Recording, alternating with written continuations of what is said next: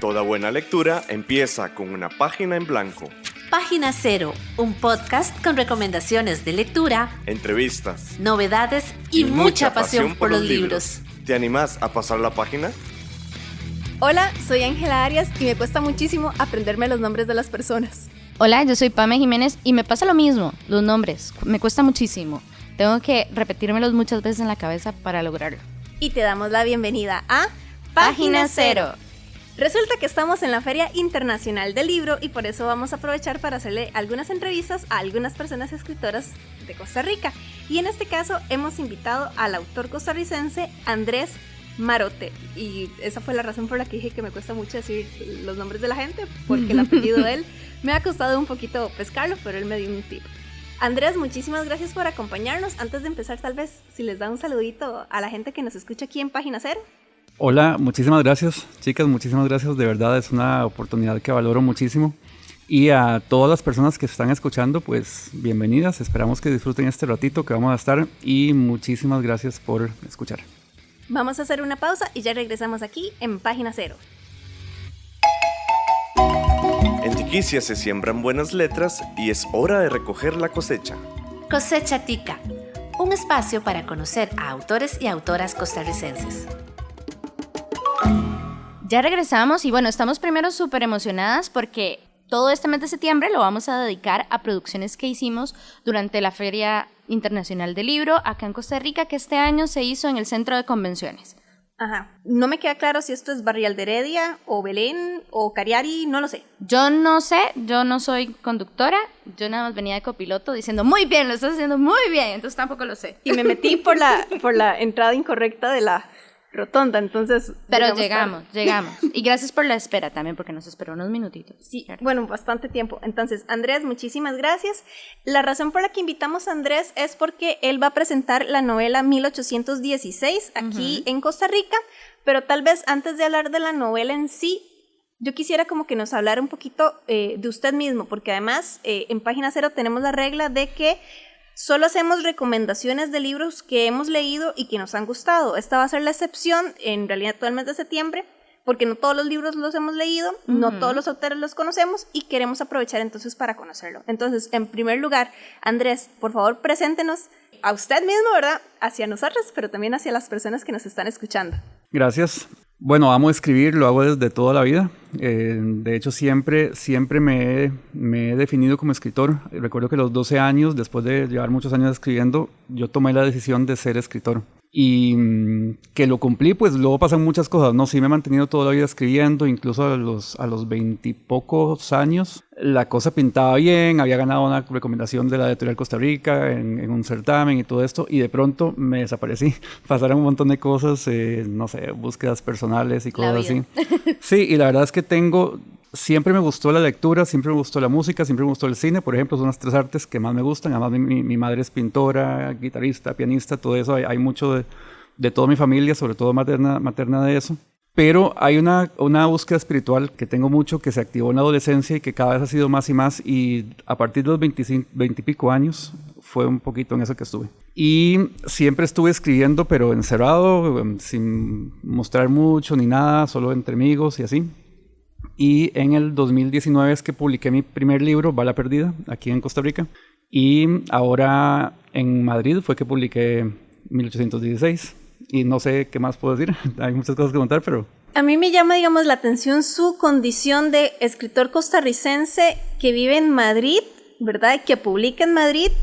Y bueno, yo le estaba contando también a Andrés de que yo hice como una pequeña investigación, estoqueo, en internet para conocerlo un poquito más, ¿verdad? Porque esto que usted nos estaba contando de que contaba con una recomendación de la Editorial Costa Rica y que luego se perdió, yo le voy a ser sincera, yo no lo conocí a usted hasta que vi como la lista de personas invitadas a la feria y me llamó mucho la atención ver un costarricense en Madrid publicando el libro 1816. Tal vez yo tengo una curiosidad por saber cómo Andrés Marote llegó.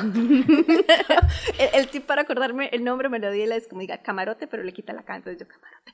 Sí, cómo llegó Andrés Marote a Madrid. Y también ahora el proceso de regresar, supongo que temporalmente a Costa Rica para hacer la presentación de su libro. Bueno, es al revés. Temporalmente en Madrid, es que es como amor entre los dos sitios, ¿no? Mi padre es español, entonces yo tengo las dos nacionalidades y eso facilita un poco las cosas. Y yo he vivido 3 veces en Madrid, durante un año completo en el 2004, luego un poco más de 8 meses en el 2012, 2013 y ahora estuve unos meses ahí.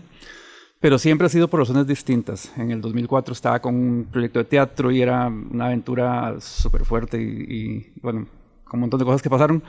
En el 2012 fue todo lo contrario, era una crisis muy fuerte que estaba viviendo, que tenía 39 años, podría ser la famosa crisis de los 40, si existe, pues yo la tuve. Y ahora en este año, en estos meses, estuve más por razones familiares, pero coincidió con algo que yo venía haciendo desde aquí, desde Costa Rica, con el método MAPEA, que es un método y un curso que lleva Roger Domingo, que es un editor español, y con eso fue que yo empecé a hacerme el camino editorial, porque publicar en Madrid no es algo que te va a pasar por casualidad nunca. Hay que trabajárselo, pero uno realmente no sabe cómo. Entonces, este curso, que habla específicamente, no te enseña a escribir, pero habla específicamente de cómo publicar en editorial tradicional, fue el que me ayudó pues con este proyecto, con otros proyectos colectivos que hicimos, y aquí estoy. Y yo quisiera saber cómo fue ese proceso de pasar de compartir lo que escribía con grupos pequeños, digamos, donde hay tal vez confianza y demás, a pasar a decidir a publicar y además publicar en una editorial de España. Como escritor, imagino que tuvo que haber algún proceso.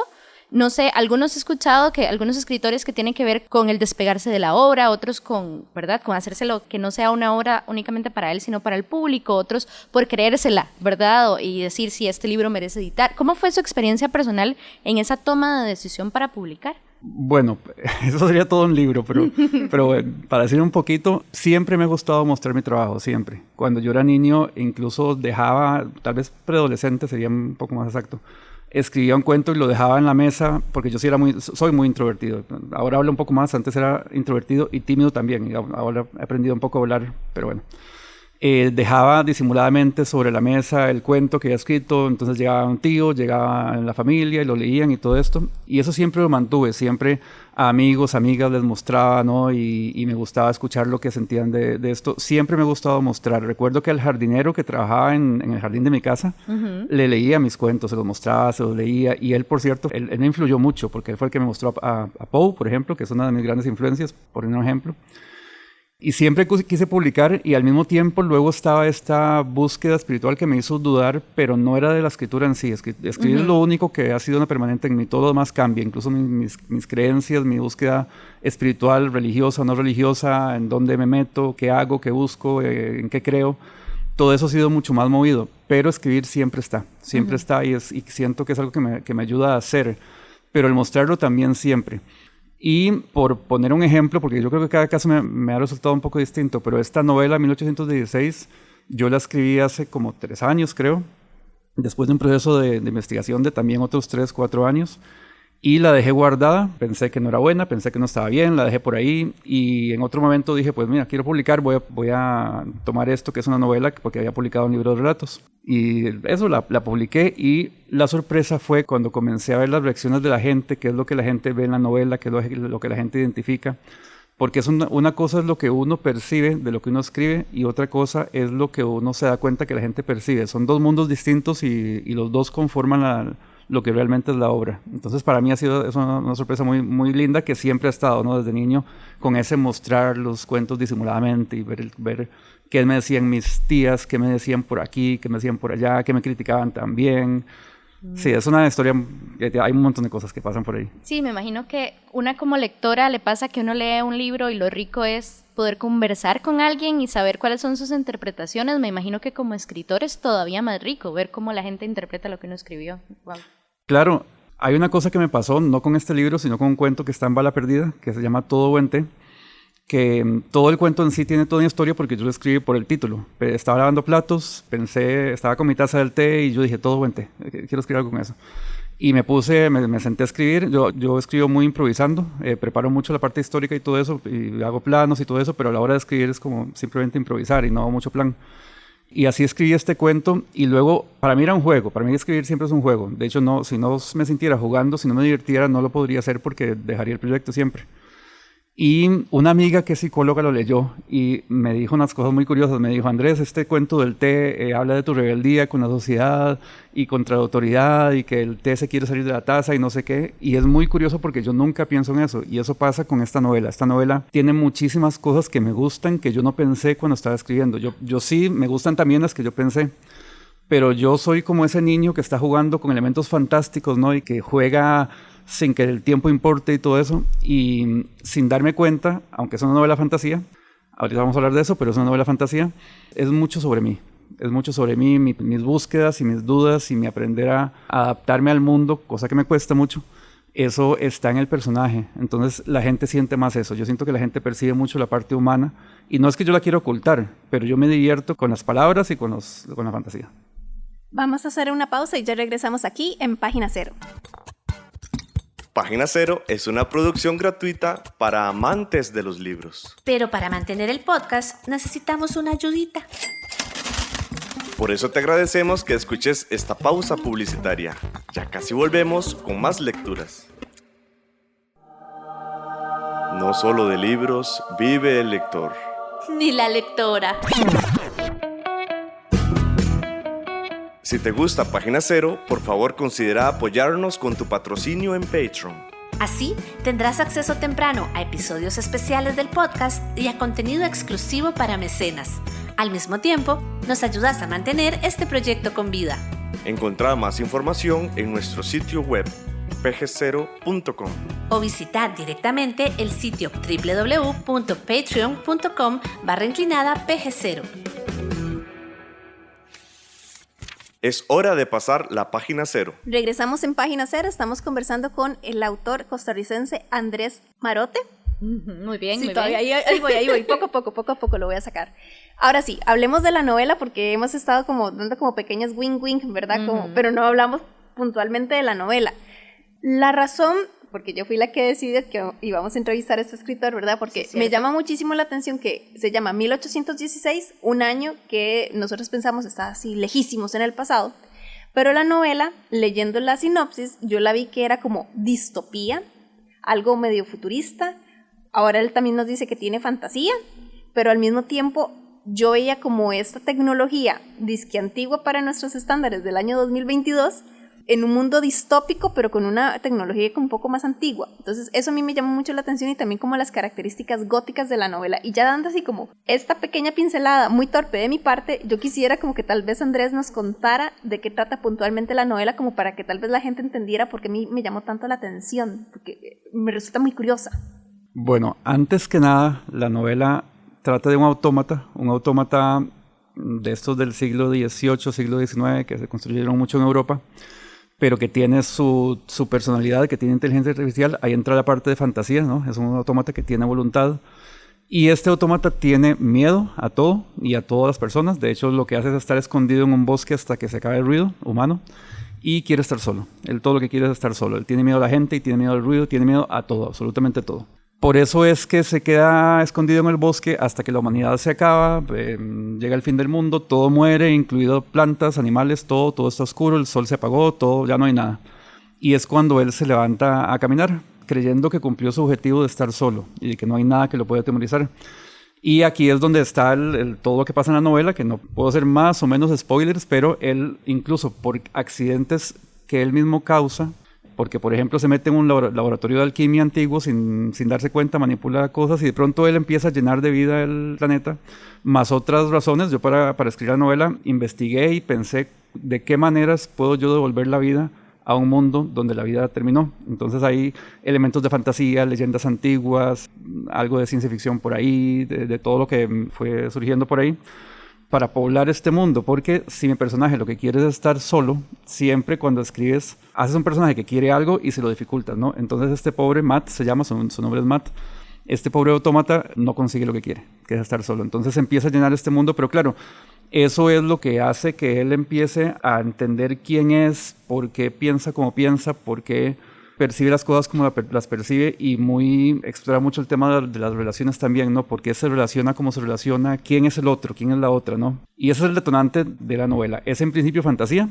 Hay un elemento fuerte de ciencia ficción en el tratamiento de la inteligencia artificial, porque ahí yo sí me leí muchos libros de ciencia para ver cómo funciona actualmente en el siglo XXI la inteligencia artificial. Todo el resto son elementos fantásticos, un poco, sobre todo de la narrativa gótica y del romanticismo. Pero luego entra la parte humana, que es accidental. A mí me gusta también que mi escritura sea muy emocional y muy llena de mi búsqueda espiritual y mis dudas también. Todo esto me gusta mucho. Pero hay una cosa que me pasó que fue accidental también, que es que cuando yo comencé a escribir la novela, luego de prepararla, como a la hora de escribir sin improviso, lo que hago es que empiezo a escribir para ver cómo es la narrativa. Entonces hago más o menos 20 y pico capítulos 1, es lo que dices con esta novela, más o menos 20 y pico intentos de capítulo 1, a ver cómo me gustaba y no me gustaba y no me gustaba, hasta que rendido al final, frustrado y derrotado por los intentos, digo, voy a escribirla en primera persona como si yo fuera el autómata a ver qué pasa. Y ahí es donde encontré la clave. Al yo como autómata contar la historia y yo como autómata saber que tengo una inteligencia artificial que está sesgada y que no tengo la capacidad de reconocer todo lo que veo, eso me da un punto más en la novela que es muy fuerte, de hecho, que es este tipo tratando de entenderse a sí mismo y tratando de entender qué significa pensar, qué significa sentir y qué significa relacionarse. Y esto es lo que le da algo que es muy poco fantástico, que creo que también habla mucho de nosotros, ¿no? ¿Quién no ha sentido miedo? ¿Quién no ha sentido miedo de la gente alguna vez? ¿O quién no ha sentido miedo de mostrarse? ¿Quién no ha sentido que su mundo se acabó? ¿Quién no ha sentido que todo está oscuro? ¿Quién no ha querido estar solo y que lo dejen en paz, ¿no? ¿Quién no se ha frustrado por la humanidad y por el ruido que hacen con sus guerras y con todo, ¿no? Entonces, es en principio esa historia de fantasía, pero se llena de esa parte humana que yo encontré la clave con contarla en primera persona, y creo que el lector también es lo que le está pasando, ¿no? Y la lectora, que están encontrando la manera de entrar a la historia porque está contada en primera persona. Entonces esto los obliga a descifrar también lo que el mismo autómata está viendo. De nuevo, en mi proceso de esto que yo digo, investigación, me llamó mucho la atención la razón por la que llamó 1816 una novela que ocurre cuando ya el sol se ha apagado en el mundo, ¿verdad? Vamos a ver si capté bien. Es por lo que ocurrió una noche en 1816. Sí. Cuéntanos esa historia, porque fija que en sus palabras, en las palabras del autor, queda muchísimo más interesante que lo repita yo. Bueno, para alguna gente es la reunión de escritores y escritoras más importante que ha existido en la humanidad. Y yo soy uno de los que piensa eso. Voy a hacer la versión ni corta ni larga, sino la media, ¿no? Un par de minutos. El año 1816 se conoce como el año sin verano porque en el 1815 hubo una erupción en Tambora, que es un volcán en Indonesia, y esta erupción cubrió el cielo de ceniza. Durante 7 días dio la vuelta por todo el mundo esta ceniza, y todo eso causó en efecto que al año siguiente el clima estuviera loco, absolutamente loco. Entonces, en una casa en Villa Diodati, que está en Suiza, junto al lago de Ginebra, estaba Lord Byron, el poeta romántico inglés, junto con William Polidori, que era su médico y personal. Y llegan Mary Shelley, la autora de Frankenstein, bueno, la que iba a ser autora de Frankenstein, Percy Shelley, que era su esposo y también poeta romántico, y Claire Clairmont, que era hermanastra de ella. De hecho, la razón por la que llegan es porque Claire Clairmont está embarazada de Lord Byron y además está enamorada. Esa es la historia también de cómo nació Frankenstein en esa... Sí, exacto, ajá, claro. Exacto, porque ellos iban a pasar el verano. ¿Y qué pasa? Que llueve y no pueden hacer sus paseos y sus salidas por el lago. Entonces tenían un libro ahí que se llamaba Fantasmagoriana, que tenía historias alemanas de fantasmas traducidas al francés. Se ponen a leerlas y de pronto Lord Byron dice, hagamos cada uno, eso es como una apuesta, ¿no? Como un reto, un challenge, tenían ahora. Hagamos nuestro cuento de fantasmas cada uno, ¿no? Los que lo cumplen son ella, con Frankenstein, que a partir de esto surge la idea, a partir de conversaciones que hubo en esa casa también, y Polidori, que escribe el vampiro que va a ser el arquetipo que va a usar Bram Stoker a finales de siglo para escribir Drácula. Así que esa noche es como que 2 mitos tan importantes de la cultura popular como son Frankenstein, el monstruo de Frankenstein, y Drácula, van a realmente nacer ahí. ¿Qué tiene que ver esto con la novela? Que aunque pasa en el futuro, después del fin del mundo, mi autómata, además de que es bautizado con su nombre Matt por Lord Byron en una escena que pasa casi al principio de la novela, es la razón por la cual se llama Matt, que también tiene que ver con Matthew Lewis, que es un autor que estuvo en esa casa años antes. Todo esto es historia real. Como Matt está encerrado al principio de la novela en el sótano de esa casa, él escucha las historias de fantasmas y es lo primero que él escucha y es lo que configura su inteligencia artificial. Wow. Por no decir que emocional también. Entonces, su manera de pensar es el miedo y específicamente el miedo gótico. Entonces, yo utilicé todo que era el miedo gótico, los pasadizos, las tumbas, todo eso, porque era una reacción a la ilustración con tanta luz, el siglo de luces. Entonces, aparece el romanticismo y aparece específicamente la literatura gótica con, no, queremos oscuridad también, no queremos todo tan explicado, todo tan racional, y el tema de la ciencia, que en Frankenstein es tan importante. Esa historia que también a mí, yo la leí, la historia de cómo nació Frankenstein, en un libro de Santiago Posteguillo, que me encanta, que el título es precioso, que es La noche en la que Frankenstein leyó al Quijote. ¡Wow! Y Posteguillo también tiene esta capacidad de contarte estas historias pequeñas sobre cómo nacieron libros, súper chivas que uno ni siquiera se imagina cómo va, o de qué novela le está hablando. Entonces, que eso esté ahí me parece maravilloso, porque me acuerdo que cuando leí este libro de Posteguillo, ese fue el cuento que más me llamó la atención, bueno, el relato que más me llamó la atención. Estamos en la red. Búscanos en Facebook, Twitter, Instagram y YouTube. En estas redes sociales nos encontrás como PG0. Escuchás Página Cero, una producción sociocultural y educativa sin ánimos de lucro. Todo el material empleado, como música, libros, extractos de audios y demás, se utiliza con propósitos de comentario, crítica, educación e investigación. Ok, entonces ya sabemos como la historia de origen en canon, por decirlo de alguna manera, de Matt el Autómata de 1816. Pero fuera de este mundo de literatura que usted creó, ¿cómo surge Matt en la vida cotidiana del autor Andrés Marote? Dígame, pregunta un poco más.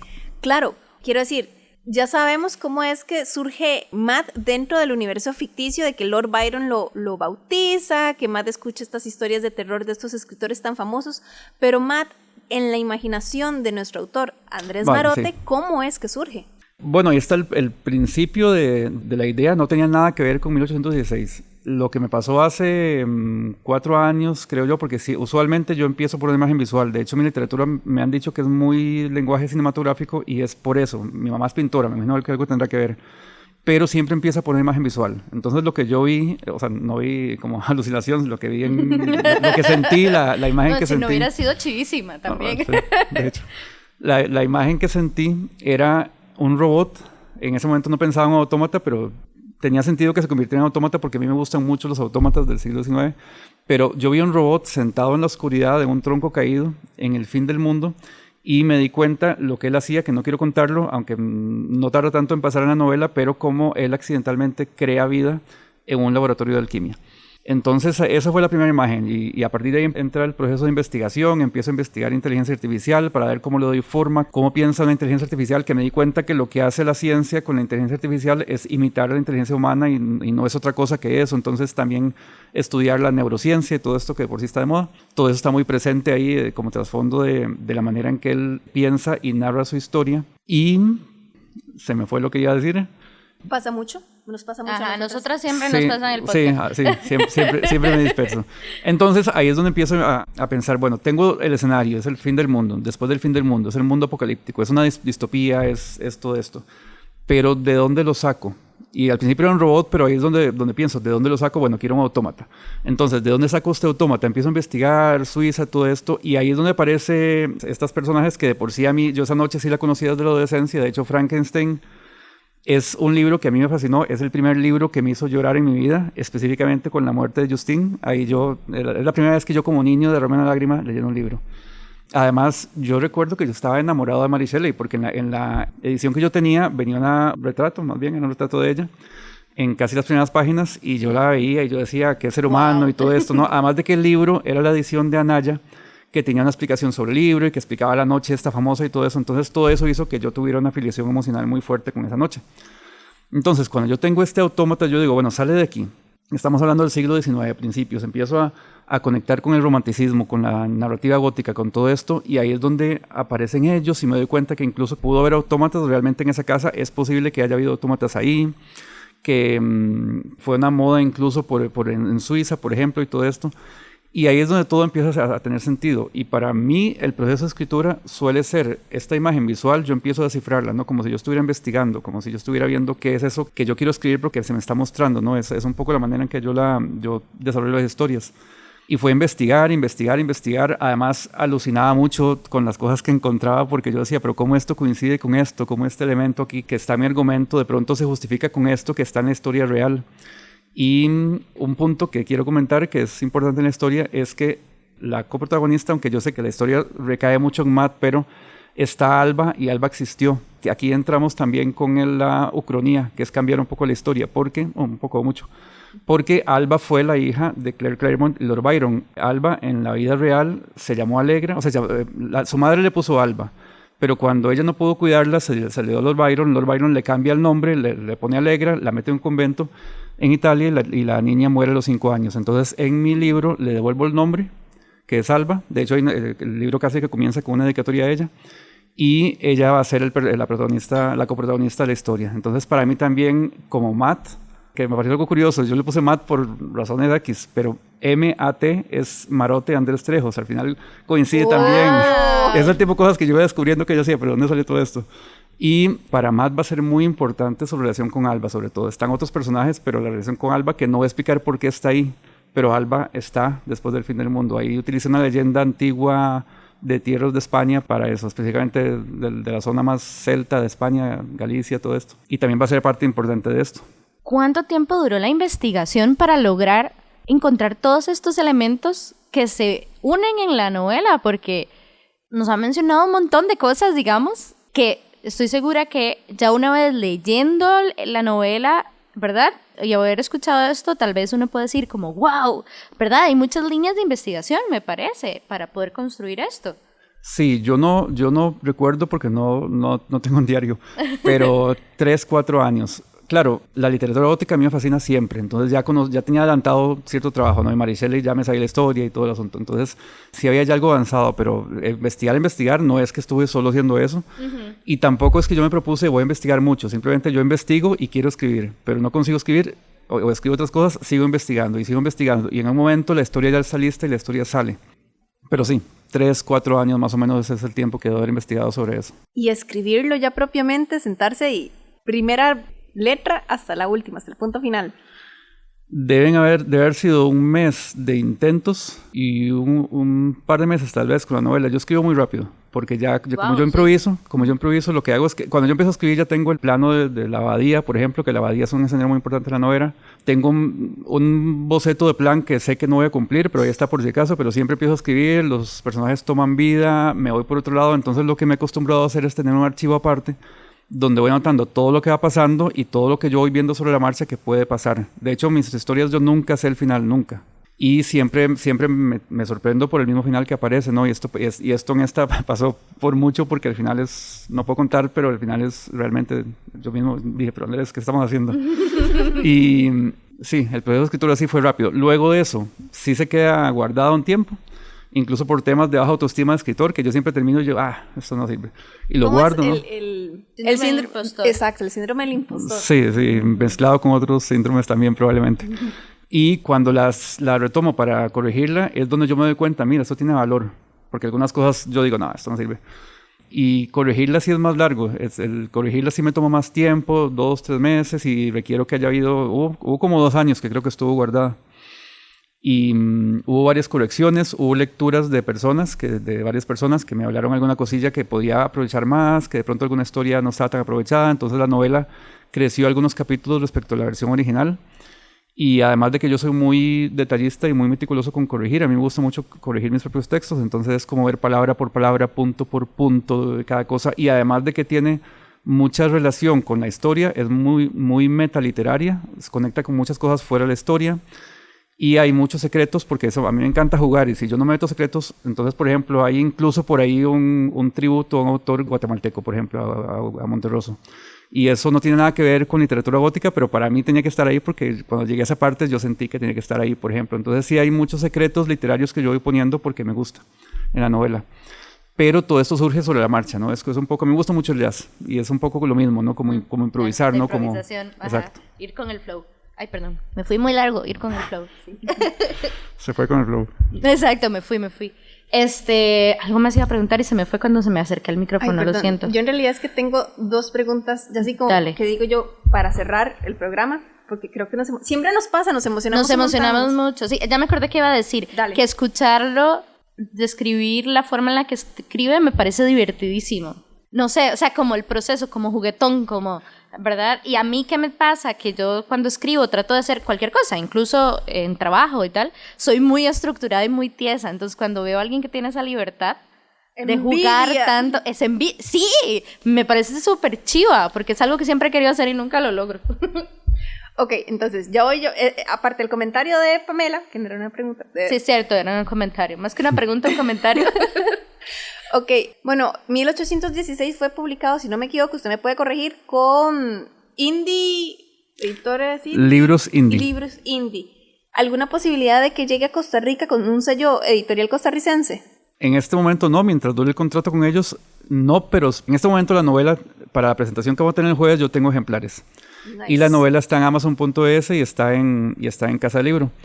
Y estamos gestionando porque lo que hace Libros Indie es que busca una imprenta en el país para que el libro se imprima en el país con la misma calidad que tiene, en este caso en España, en el país de origen.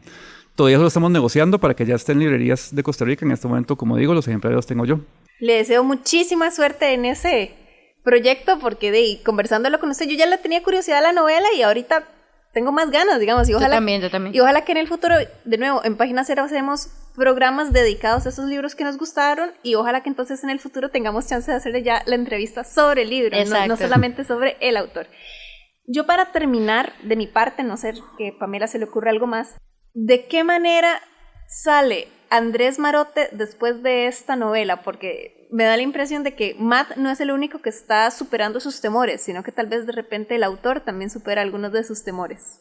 Claro, superar temores y todo lo demás también, encontrar sentidos, comprenderme, todo esto. Eso pasó durante la escritura y también de qué manera, con espejo, con la gente. Desde que la gente la está leyendo, ha sido todo un proceso de entenderme en los demás, cómo la gente que me conoce, cómo me ve a mí en el personaje, pero la gente que no me conoce se ve ella misma en el personaje y eso para mí ha sido muy, muy gratificante. Y quiero agregar algo, aunque no era una pregunta a Pamela. No importa. Sí, el tema del juego me gusta mucho. Para mí, bueno, hay alguien que dijo alguna vez que escribir para un escritor debe ser como jugar para un niño. Es un compromiso donde no se negocia nada, no es juego hoy y mañana no, descanso, no es eso. Y si te duelen las rodillas, sigues en el suelo jugando y si te llaman a comer, no importa porque estoy jugando. Eso debe ser escribir. Y a mí me gusta mucho jugar. Y la novela tiene mucho, mucho juego. De hecho, la novela no empieza, el capítulo 1 tarda un poquito en llegar, porque hay un juego que yo propongo, porque lo que yo quiero que el lector entienda, que la lectora entienda cuando lean la novela, es que de alguna manera vas a pasar por la novela, que no sea simplemente un libro que leíste para entretenerte y que al final de leerlo, al terminar de leerlo, sigue siendo la misma persona que eras antes, sino que yo quiero que de alguna manera te impacte. Y para hacer eso lo que yo hago es que te hago pasar por las primeras páginas por un juego para que te involucres. Entonces cuando Matt te empieza a contar la historia ya tuviste que descifrar un poco. Entonces lo que hago es que el libro comienza con un salvoconducto, que es un jueguito que hago ahí, cuando las personas que la lean pues verán un poco de qué trata. Y luego la dedicatoria y los epígrafes y una nota de pie de página a uno de los epígrafes, todo eso te va dando pistas de cómo va a comenzar la historia, de manera que cuando comienzas a leer la historia ya tienes datos que esos jueguitos te dieron, ¿no? Y luego está el juego de que conforme lees te das cuenta de que hay secretos, de que hay pasadizos dentro de la novela también, ¿no? Que las mismas palabras te proponen secretos. Identificable para cualquiera, hay mucha literatura, mucho juego con los poetas románticos, con todo este contexto. La novela se entiende para cualquier persona, pero el que conoce un poquito más, el que le gusta, por ejemplo, Frankenstein, va a encontrar muchos elementos de Frankenstein aquí, muchos guiños, no muchos juegos. Entonces el tema de juego para mí es esencial. Y bueno, puede ser que alguien haya escuchado este programa, o bueno, no sabemos la fecha específica en la que va a salir, pero no tenemos idea. Esto también es como un experimento para nosotras. Tenemos muchos experimentos. De hecho, yo creo que nuestra parte de juego tal vez es un poco el podcast, ahora que lo pienso. Interesante. Estoy seguro, viéndolas, estoy seguro de que sí. Interesante. Seguro viste este par de disfuncionales. Puede ser que este audio llegue a alguien pasado ya incluso este año. ¿Dónde pueden encontrar información? Bueno, ya nos comentó que a Costa Rica pues están en las gestiones, pero si alguien quiere conocer más sobre su obra, ¿verdad? Algún contacto, redes sociales.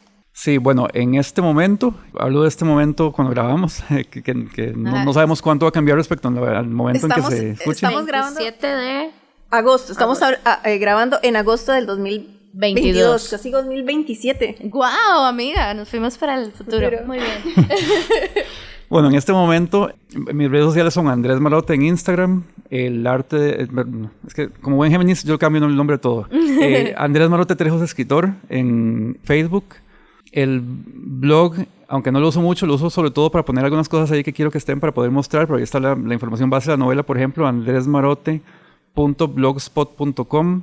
Ahí me encuentras. Luego, la novela, en este momento que estamos grabando, está en amazon.es. Se puede pedir por ahí. Y en Casa del Libro también, que entregan por todo el mundo. Ahí no hay ningún problema. En este momento yo tengo ejemplares, pero no sé si este momento en que nos están escuchando... Podrá ser el momento en que la persona... Sí, aunque usualmente uno intenta siempre tener ejemplares de por sí.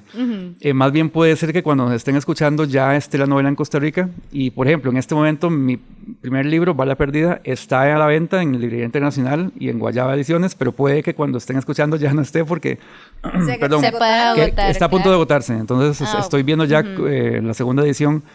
Si va a ser con ellos mismos o con otra editorial, estoy en eso también. Ok. Bueno, entonces, cualquier cosa le pueden escribir. Creo yo que eso sería como en alguna de las redes. Yo le escribí a él en Instagram y véalo. Aquí Exacto. Está. Con toda confianza. A mí me encanta hablar con gente, así que con toda confianza. Vos también podés sugerirnos lecturas. Unite a nuestra página de Facebook y contanos cuáles son tus libros favoritos y por qué.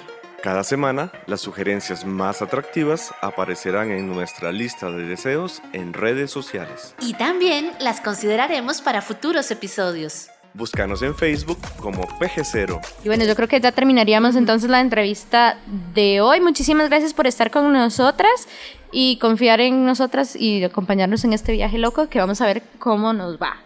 Bueno, aparte de darle las gracias a Andrés Marote por habernos acompañado, yo también le quiero dar las gracias a Susana Ramírez. Ella es una de las personas de comunicación de la Feria Internacional del Libro que nos ha ayudado un montón a conseguir el espacio para grabar y que quede bonito y nos dio gafetes. Sí, nos sentimos súper importantes. Ganamos con un gafete de prensa.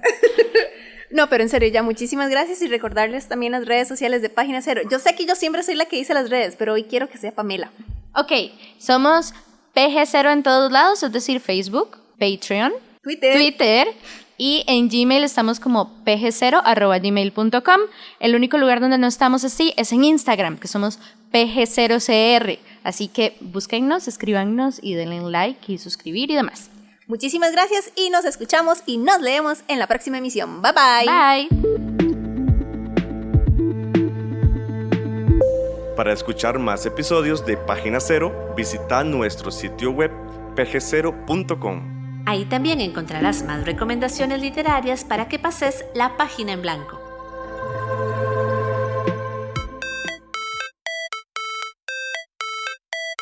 En esta producción participaron Sadie Salas Y Manuel Zumbado. en locución Página Cero es una producción de Pamela Jiménez. y Ángela Arias.